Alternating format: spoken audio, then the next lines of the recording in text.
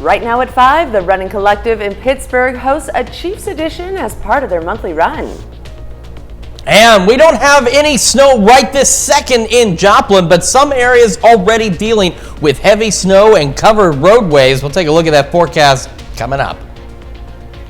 Plus, the local yesterday celebrated the Kansas City Chiefs making it to the Super Bowl with a Cereal Bowl Sunday. The 4 states' most watched news starts now.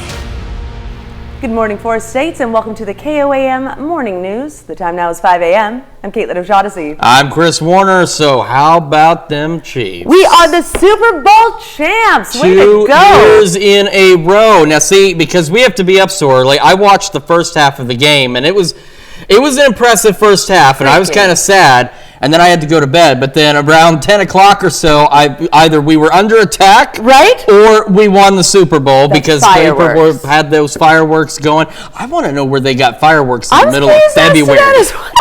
And then somebody's like, oh, they probably had some left over. I'm like, no, I listened to them. You don't just keep your $500 firework that you didn't use on the 4th of July. That's not one you have left over. So either way, though, celebrations. And I told my wife last night, we were looking at them outside, I said, if that's what it's like here, I cannot imagine what it's like in Kansas City right now. And on Wednesday, they're going to have their parade. Yeah, it's going to be fantastic. In fact, National Weather Service in Kansas City, so many fireworks going off and being set off, it was picked up on radar. Wow. That's how big that celebration was. Not that we're surprised. It was a fantastic game. We did it. We did it. Like there was any doubt. Of course. There was never any doubt. And I knew it was going to be a fantastic game, and it certainly was. I mean, they went into overtime, almost made it to double overtime. So just wow. And Mother Nature giving us a Super Bowl of sorts. In terms of the weather, it's going to be, and you're going to think I'm crazy when you look at some of this information, but it's a fact. Let's take a quick look outside. This is our camera on top of the Cornell Complex in downtown Joplin. Now, we have it pointed down here like we usually do because it's a little easier to see the snow. And if you look in the street lights, doesn't look like anything's really showing up right now. And the road's obviously clear. But I spoke with our director, Tim. He comes in from Arkansas. He's passing through McDonald County into Newton County and said it was absolutely terrible. We're going to take a look at road conditions in a moment. But right now, at least in the metro areas, you can see on the MoDOT cameras around the city, nothing there, but we're still just in the beginning stages. So this is what we're looking at. A dusting up to 2 inches in the white zone, 2 to 4 in this light blue zone, and heavier amounts a little further south. However, where the heavier snow bands can become concentrated, there is the potential where you could see locally higher amounts than that. Here's a quick look at those road conditions. KDOT reporting some issues out around just to the south and east of Independence, and most of the roadways in Bourbon County listed as covered. On the Missouri side, this is where Tim was coming up. I-49 heading south out of Joplin into Newton and McDonald County listed as covered, as well as a number of highways in McDonald County and Berry counties. Skywatch Storm Tracker showing what looks like a lot of snow, but all of this not necessarily reaching the ground at this point. And now this has stopped advancing. Today, though, believe it or not, our highs are the mid-40s. And it's going to get warmer yet, despite what's going on out there. We're going to take another full look at your forecast and this crazy, wild ride we have over the next 24 hours here in just a few more minutes. Caitlin? All right, thanks, Chris. We'll be sure to stay tuned for that. Well, an Oklahoma woman is dead after a late-night crash in Joplin. It happened around 11 p.m. Friday night on I-44 near Exit 4. Authorities say a 24-year-old Rachel Binford was taking the exit when she hit the rear of a tractor trailer, also taking the exit, and left the roadway. Binford was killed in the crash. No one in the semi was injured. The JPD Major Crash Team is investigating the crash. And Cherokee County, Kansas authorities are searching for an attempted murder suspect. Police say back in May of 2023, Joshua Ferguson of Riverton shot at a family member multiple times. The victim was unharmed, and Ferguson was later arrested in Webb City, Missouri. Authorities charge him with attempted second-degree murder, aggravated battery, aggravated assault, and criminal threat. He posted bond but has since violated the conditions and is now wanted by police. If you have any information about his whereabouts, you are asked to contact authorities. And if you're ever on the go and want to still be able to watch our newscast live, just download the KOAM Plus app. It's available free of charge on app stores of your choice. Just search for KOAM Plus. The running collective kicked off the Chiefs festivities Sunday morning with a Chiefs group run. The purpose of the event was to get outside and log some miles with other local runners. Participants were encouraged to bring a friend, human or otherwise, to help celebrate another Super Bowl appearance for the Chiefs. It's just great camaraderie amongst friends. We just go out and run, and we'll run 3 or 4 miles today with our pets and just have a good time. It's kind of like sitting in a restaurant or a bar setting, but no alcohol and just good healthy fun. It sounds like that dog is not excited to be running, but the Running Collective hosts group runs every month. And the Central Christian Center in Joplin yesterday celebrated the Kansas City Chiefs making it to the Super Bowl with a cereal bowl sundae. Attendees were able to chow down on some of their favorite cereals, including Cinnamon Toast Crunch, Lucky Charms, and Fruit Loops. Officials say the event was a good way to help get kids excited for the big game. We wanted to do something fun. A lot of kids aren't super into Super Bowl and football. I myself am not a huge football fan, although I do root for the Chiefs. And so we just wanted to have something fun to do because we know that they're going to be hyper because their parents are excited for the Super Bowl. And so what kid doesn't love a big bowl of cereal? A bracket created by the kids determined that the fan favorite cereal was Oreos. And Chiefs fans in Neosho started the Super Bowl party early with a tailgate on Saturday. Local vendors and community members brought food to the Oxbow Market, including dips, beef sticks, popcorn, and pretzels. Folks were able to get samples and try new items from vendors.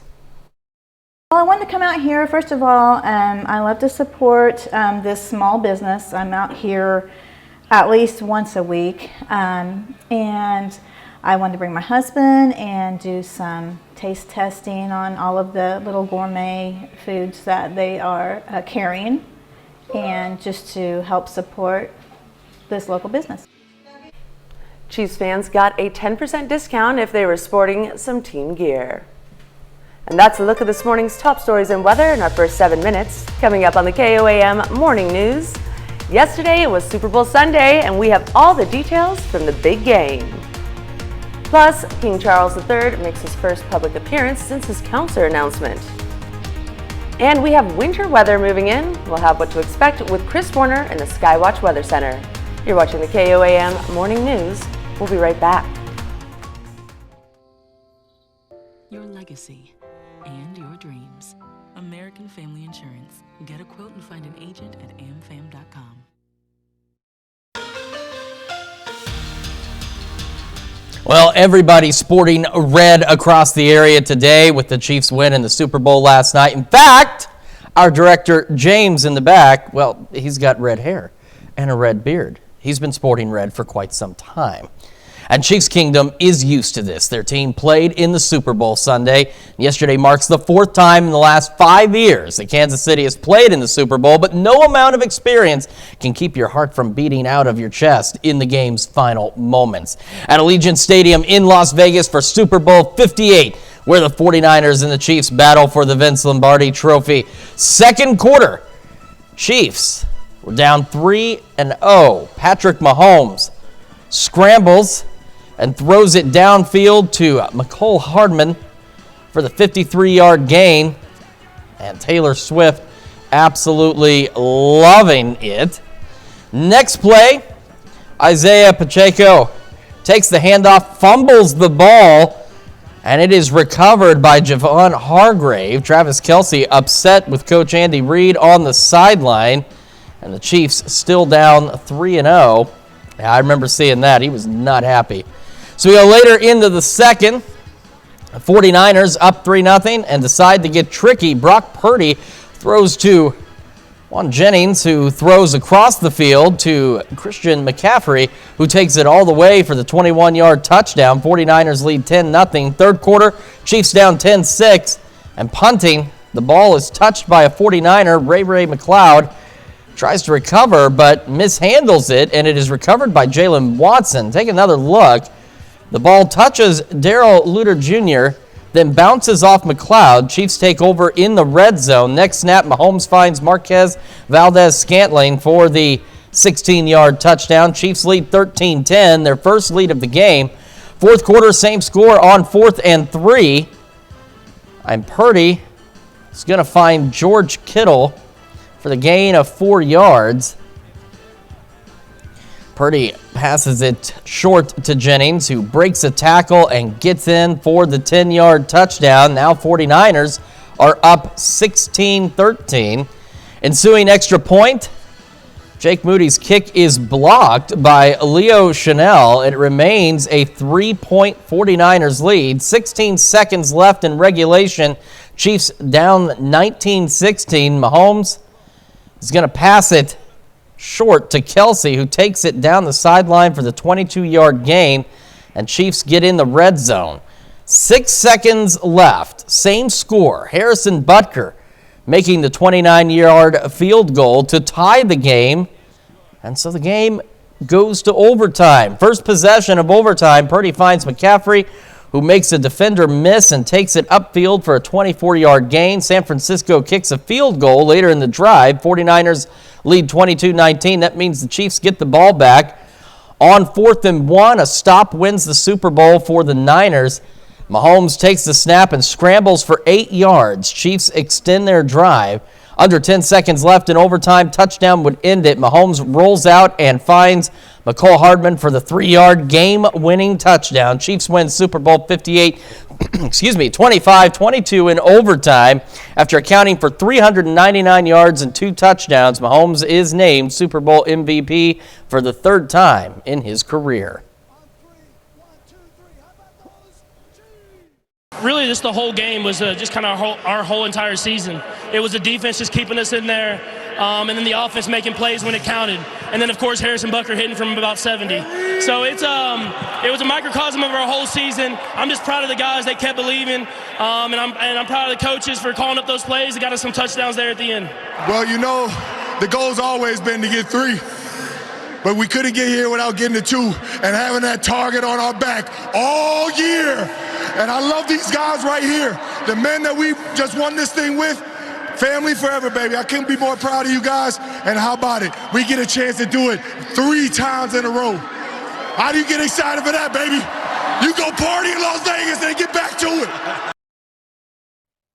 Super Bowl isn't the only game being played yesterday. The Thunder returned to Paycom Center in Oklahoma City to host the Kings. Thunder at home facing the Kings, trying to snap a 2-game losing skid. Shai Gilgeous-Alexander with a fast start gets the steal and the slam, then finishes the reverse layup with defenders all around him. When we go to the second quarter, 9-point OKC lead, and Chet Holmgren spikes home a putback dunk to stretch it to double digits. So we go ahead to the third. SGA gets the block. Fast break the other way, gets 2 more points, finishes the game with 38. And just for good measure, Jalen Williams finds Holmgren for the alley-oop slam. Williams had 32 points and 9 assists. Thunder stops the losing skid. They beat Sacramento 127-113. Still to come, we'll see why products containing the cannabis compound Delta-8 fueled a spike in calls to America's poison centers. Plus, we're going to take another look at that really wild forecast when the KOAM Morning News returns.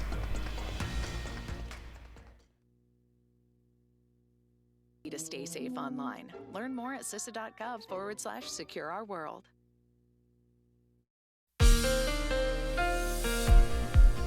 Welcome back to the KOAM Morning News. It is 5:19 on this wintry Monday morning. So let's take a first look at the advisories we have. Out here and down into Oklahoma, these winter weather advisories run until noon.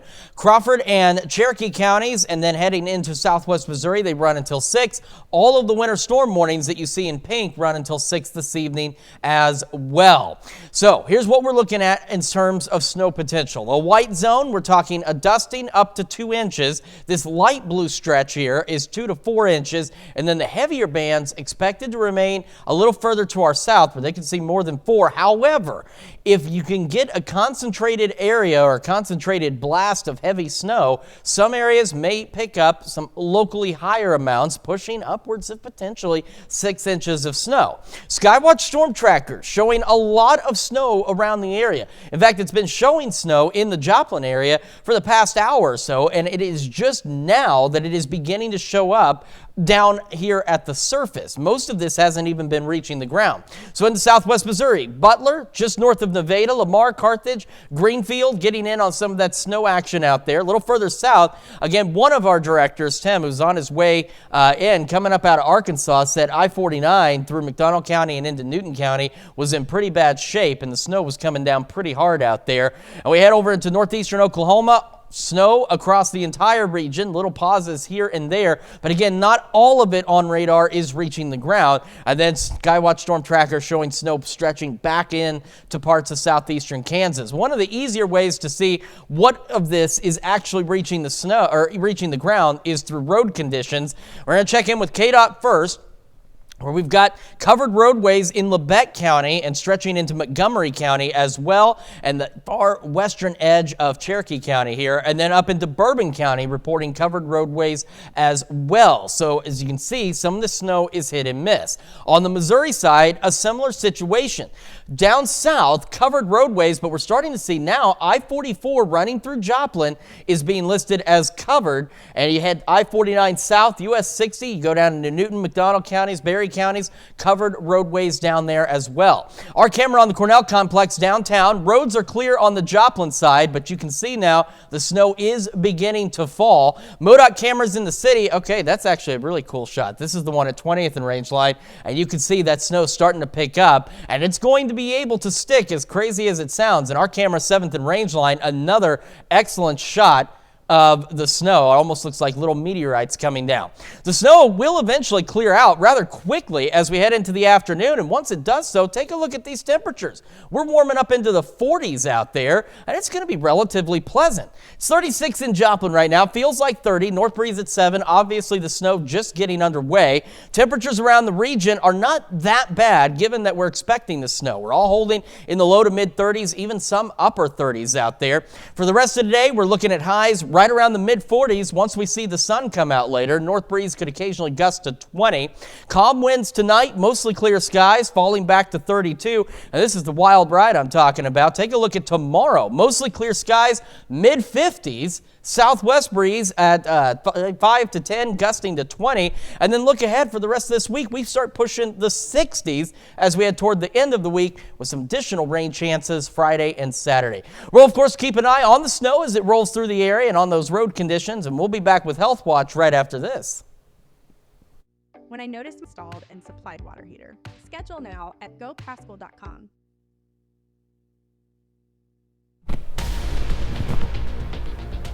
Topping Health Watch this morning, products containing cannabis compound Delta-8, sometimes known as diet weed or light THC, fueled a spike in calls to America's poison centers.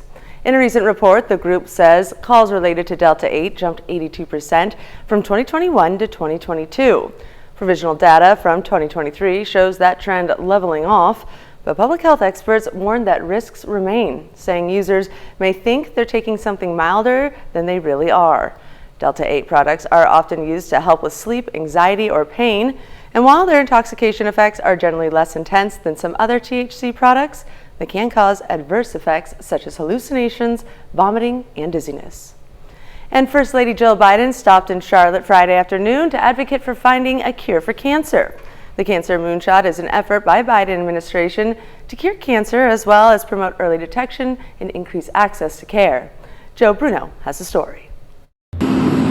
First Lady Jill Biden flying into the Queen City to talk about a goal that is out of this world, a cure for cancer. She visited the Atrium Health Levine Cancer Center to hear about progress being made. And I know when people hear that word cancer, that's the last thing you hear. You hear nothing else. Doctors here say there are advances. Cancers, once thought to be death sentences, are now curable, but there's a long way to go. We're curing cancer every day. Cancer is not one disease, but it's many diseases, and that's part of the challenge. So it's kind of a war of inches. The Cancer Moonshot has helped Atrium to expand its support of cancer patients and their loved ones as they navigate the life-changing diagnosis and treatment. Dr. Ruben Mesa, president of Atrium Health's Cancer Center, says because of that expanded footprint, the biggest impact will be felt in the hospital's regional sites like Albemarle and Gastonia. The First Lady says that assistance is crucial. So having someone walk you through that process every step of the way to not only provide emotional support. As part of the Cancer Moonshot, Atrium has nearly 600 active clinical trials underway, more than any other cancer hospital in the Southeast. This is part of the Cancer X initiative, which has a goal of reducing the death rate from cancer by at least 50% over the next 25 years. And that's a look at some of today's top health stories. You're watching the KOAM Morning News. And we are watching snow roll through the area. It's our camera on the Cornell complex showing snow falling. And take a look. You can see the tire tracks. It is sticking to the roadways rather quickly. We'll have another look at that snowy forecast when we come back. 323588 or visit hfhcrawford.org. Right now at 5:30, a local library honors Black History Month with an interactive Black History Fair. And some snow spreading across the area, just working into Joplin now and starting to stick to the roadways. We'll have a look at your wintry forecast coming up. Plus, Fort Scott Chamber of Commerce teamed up with local businesses for a chocolate crawl shopping event. The 4 states' most watched news starts now. Good morning, 4 states, and welcome to the KOAM Morning News. The time now is 5:30 a.m. I'm Caitlin O'Shaughnessy. I'm Chris Warner. Of course, we've been talking about the Chiefs' big win in the Super Bowl. Can't get over that. Huge. I think it was the thing is, we talked about this leading up to it. It's going to be a great rematch between these two, and it absolutely was. I mean, it was a fantastic ball game last night across the area. Lots of folks celebrating here locally, and as we mentioned, can't imagine what the celebrations were like in Kansas City. Mother Nature throwing her own weird celebration for us out there, though. Let's take a look outside. Snow is falling right now. This is our camera on top of the Cornell complex, downtown Joplin, and take a look at the bottom of your screen now, too. I had a feeling we were going to start to get into this. We are starting to see some school closings across the area, which you can now see scrolling at the bottom of your screen. And take a look. You can see the tire tracks where this snow is starting to stick to the roadways, and they're already getting wet, and this snow will continue to fall across the area. MoDOT cameras around the region looking okay. You can see 7th and Range Line and 20th and Range Line. It really shows up. That snow falling out there. The roadways are still looking okay, but that will change as we go through the day. In this white zone, we're talking a dusting up to 2 inches, 2 to 4 in the light blue, and heavier amounts expected down to our south. However, if you get into a concentrated band of some heavier snow, some locations, even in this 2 to 4 inch zone, could pick up some locally higher amounts. Best way to tell where the snow is actually falling and where it isn't is with road conditions. Bourbon County, Labette County, parts of Montgomery counties in southeast Kansas, KDOT reporting covered roadways out there already, so you need to slow down and be prepared for rapidly changing road conditions. And that's the other thing, is this snow will taper off rapidly outside of that in terms of the accumulation. So you may have clear roads for several miles, and then all of a sudden, like you see here in Missouri, covered roadways. That includes parts of I-44, 49, 60 out there as well. Skywatch Storm Tracker, what looks like a bunch of snow around the region, but again, not all of it's reaching the ground. In fact, we are showing snow in Joplin for the last hour and a half, and it's just now starting to actually fall out there. Winter weather advisories until noon, until 6, and winter storm warnings all through the pink areas there until 6 o'clock. Temperatures around the region, considering the snowfall factor, are not bad. We're in the low to mid 30s with even some upper 30s out there across the area.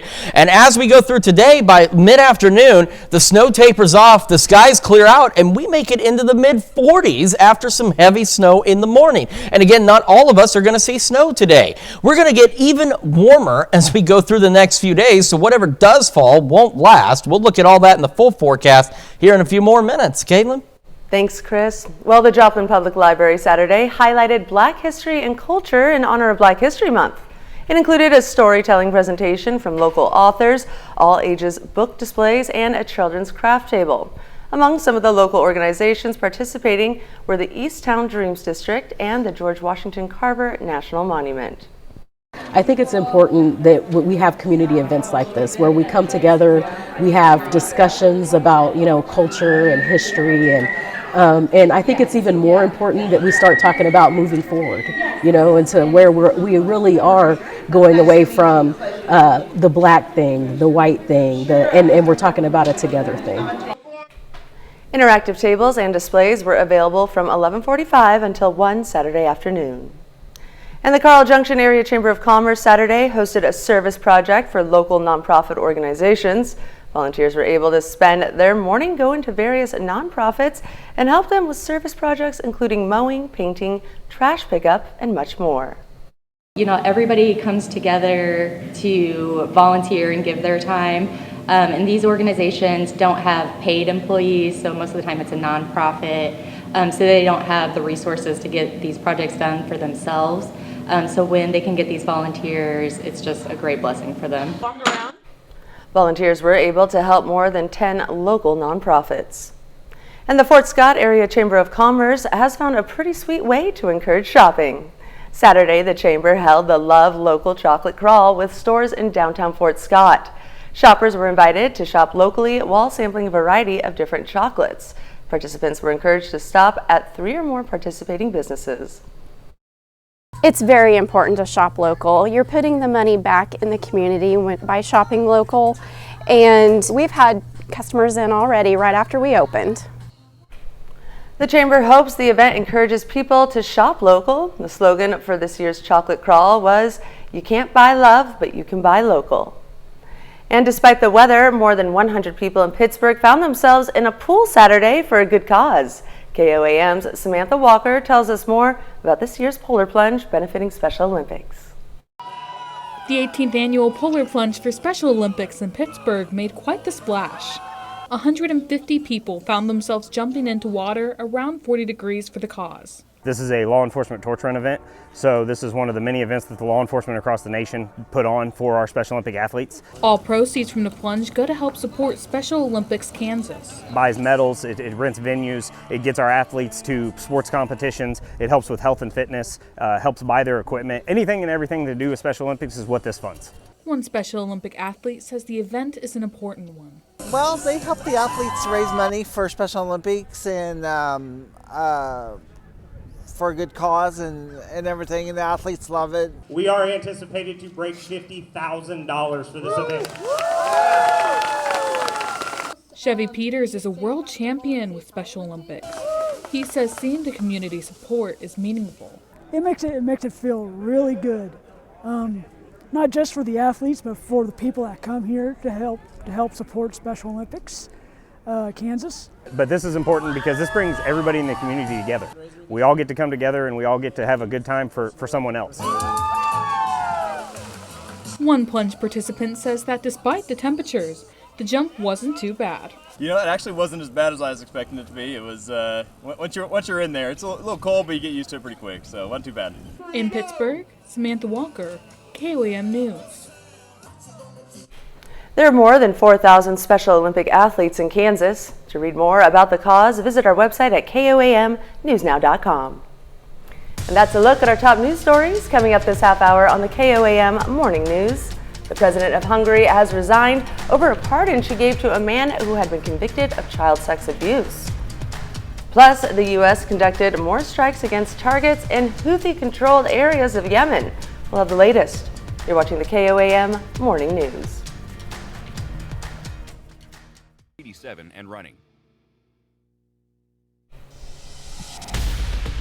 Topping World Watch, King Charles III makes his first public appearance since his cancer announcement at a Sunday church service. Queen Camilla and the King arrived at St. Mary Magdalene Church near his Sam Gringham house in England. Saturday, he expressed thanks for the support he received from the public following his diagnosis. In a statement released late on Sunday, the King expressed that he is glad that his sharing of his diagnosis has helped to shine a light on the organization that support cancer patients across the globe. And the president of Hungary has resigned over a pardon she gave to a man who had been convicted of being an accomplice in a child sex abuse case. On Saturday, the conservative chief executive, 46-year-old Katalin Novak, announced she was stepping down in a televised address. Last April, she pardoned a man who was convicted of hiding a string of child sexual abuses in a state-run children's home, an action that set off an uproar when it came to light. In her statement, Novak said, quote, "I issued a pardon that caused bewilderment and unrest for many people. I made a mistake." Novak had been in office less than 2 years. The situation represents an unprecedented political scandal for the long-serving nationalist government. The Speaker of Parliament will temporarily replace Novak. And the U.S. conducted more strikes against targets in Houthi-controlled areas of Yemen Friday, according to U.S. Central Command. The targets included 2 mobile unmanned surface vessels, 4 mobile anti-ship cruise missiles, and 1 mobile land attack cruise missile. It comes as the war in Gaza continues to intensify. Rick Damagello has the latest. U.S. Central Command announced they struck more targets in Houthi-controlled areas of Yemen on Friday. The strikes come as Israeli fighter jets targeted 3 Hezbollah military command centers in southern Lebanon on Saturday. And earlier in the week, Israeli Prime Minister Benjamin Netanyahu made this proclamation. We are on the way to complete victory. The victory is achievable. It's not a matter of years or decades, it's a matter of months. Ahead of a planned ground offensive, Netanyahu has directed the Israeli military to plan for the evacuation of the population from the southern city of Rafah. On Saturday, Israel claimed it killed 2 senior Hamas military members there. Rafah is the last major population center in Gaza not occupied by Israeli forces. Palestinians living there say they have no place left to go. Where are we going to go? To Egypt? Only God knows if they will welcome us or not. If we go to Gaza City, or Khan Yunis, or Al-Nusayrat, we are not going to find the supplies that were provided for us here, in Rafah.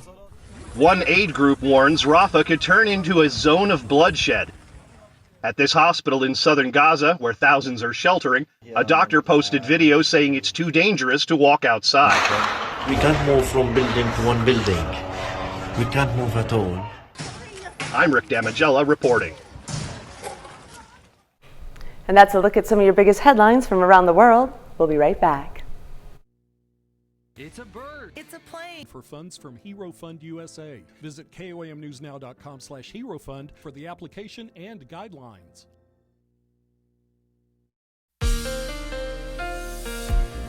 Welcome back to the KOAM Morning News. 5:45. Got a lot to cover, so we're going to dive right into all of this. First, winter weather advisories here until noon today. And then here until 6 this evening, and these winter storm warnings, all the counties highlighted in pink, run until 6 this evening with the snow that we are seeing. So a quick recap on snow potential. We're looking at a dusting to 2 inches in this white zone, 2 to 4 in the light blue, and heavier amounts down to our south. So parts of southern Delaware County into Benton County in Arkansas and the southern half of Berry County out there. However, wherever we can get concentrated heavy snow bands, even outside of the heavier snow amounts, there could be locally heavier amounts that will go above what these are expecting. So just keep that in mind. Skywatch Storm Tracker, snow across the region. Now again, not all of it's been reaching the ground yet. Most of it is starting to. We head into southwest Missouri, Butler, just north of Nevada, Lamar, Carthage, outside of Greenfield, south of Stockton, we've got snow. Heading further south, it's actually been reaching the ground for a while into Newton, McDonald, and Berry counties, getting into Lawrence County now, Monette, Mount Vernon, Cassville, Neosho. Heading into northeastern Oklahoma, Miami, Fairland, Grove, Veneta, Chelsea, Newata, Lenapaw, snow across that area. And we head into southeast Kansas. Again, not all of this is reaching the ground. Most of it is starting to. And we've got snow out here, Chinook, Fredonia, Sedan, Independence, Parsons. And the easiest way to tell how much of this snow or what snow is actually reaching the ground and what isn't is with road conditions, because that will actually give us a picture as to what's actually sticking to the ground out there. Into parts of Labette and Bourbon counties, KDOT reporting covered roadways out there, and in parts of Montgomery County, some partially covered and little small stretches of covered roadways across the area, and that includes a stretch of 169 out there.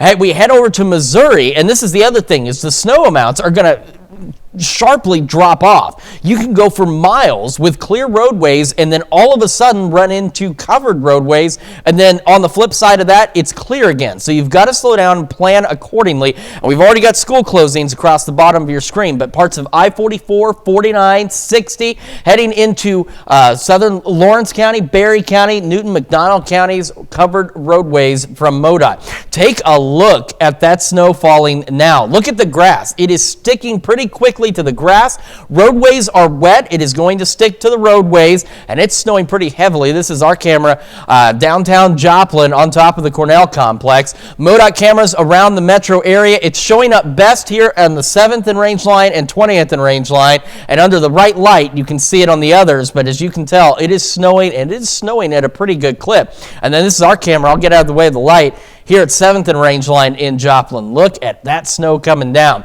Now here's the crazy part. This is where that phrase, if you don't like the weather here, just wait 5 minutes, seriously, truly applies. Because as we head into the afternoon, look at how quickly this clears out. We start to see sunny skies, and our temperatures climb into the mid to upper 40s as we head into the afternoon. 35 in Joplin, feels like 28. It is, of course, snowing. Temperatures around the region hanging out in the 30s. Most of us low to mid 30s, but some upper 30s are out there. So again, snow continues, tapers off by mid-afternoon out there, so say 2, 3 o'clock. Then we clear out, and we're going to go mid, maybe even upper 40s with a north breeze gusting upwards of 20.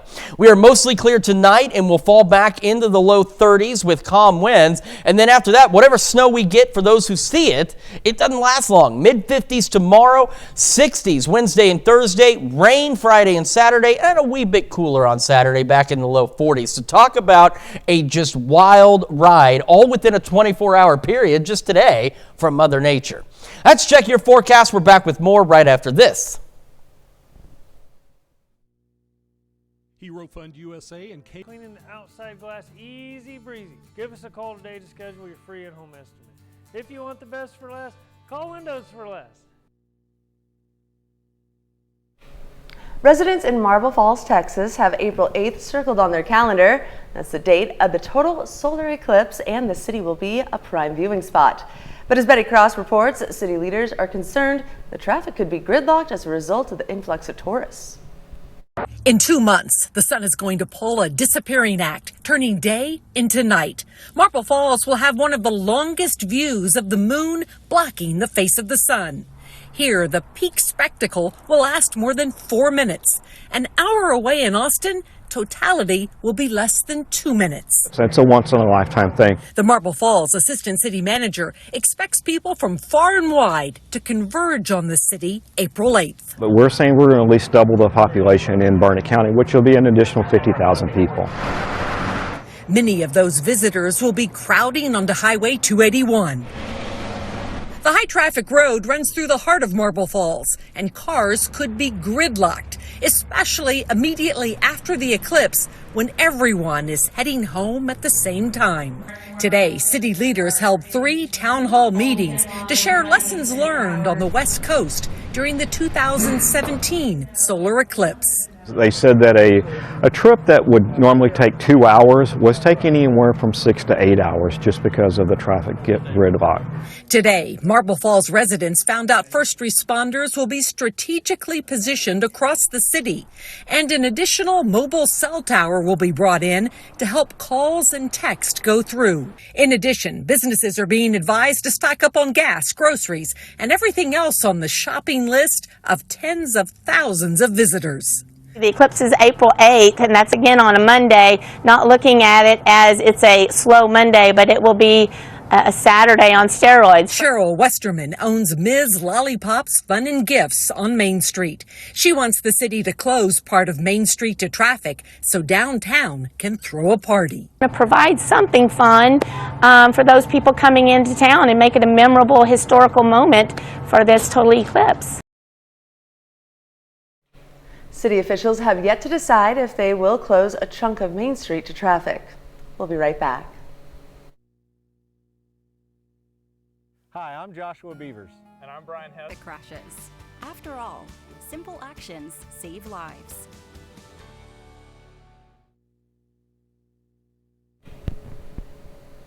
Last Saturday marked one of the most important holidays of the year in China, the Lunar New Year. 2024 brings in the year of the dragon, one of the 12 Chinese zodiac signs in the Lunar New Year calendar cycle. An estimated 2 billion people in China and across the globe will take part in the 15-day celebration. Traditions include time with family, cash gifts for children, and deep cleaning of the home to usher in good luck for the coming year. Travel has ramped up across China in recent days as millions of people travel by plane, train, and car to be with family. Officials have estimated a record 9 billion trips for the holiday this year. And this year's 2024 Rock and Roll Hall of Fame nominees have officially been announced. Mary J. Blige, Mariah Carey, Sherry, Lenny Kravitz, and the late Sinead O'Connor are among a few of the icons on the list. This is all their first time for being nominated. The Prince of Darkness, Ozzy Osbourne, is also on the list as a solo artist after already being inducted with his band, Black Sabbath. More than 1,000 artists, historians, and music industry professionals will vote on the nominees. In addition, fans can vote online or in person at the museum, and their votes will be tallied along with the professionals. The official Rock Hall's class of 2024 will be announced at the end of April. All right, quick recap. We have winter weather advisories in this area until noon. Through here until 6. Winter storm warnings continue until 6 p.m. this evening as well for the counties highlighted in pink. We're going to have that heavy mix, heavy snow, and then by about 2, 3 o'clock, it's out of here. The sun shows up, and our highs make it into the mid, even upper 40s out there. And then whatever snow falls won't last long. We're talking mid-50s tomorrow, 60s heading into Thursday, mostly clear skies Tuesday and Wednesday. Rain chances Friday and Saturday, and that'll make us a little bit cooler on our Saturday. And then temperatures not too bad, but a little cooler than where we have been as we kick off next week. A few more shower chances next Tuesday, and then look at next Wednesday back into the mid-60s. So again, the snow we get today won't last long. And a quick reminder, we're getting school closings, those scrolling at the bottom of your screen. We'll be back with more of the KOAM Morning News right after this.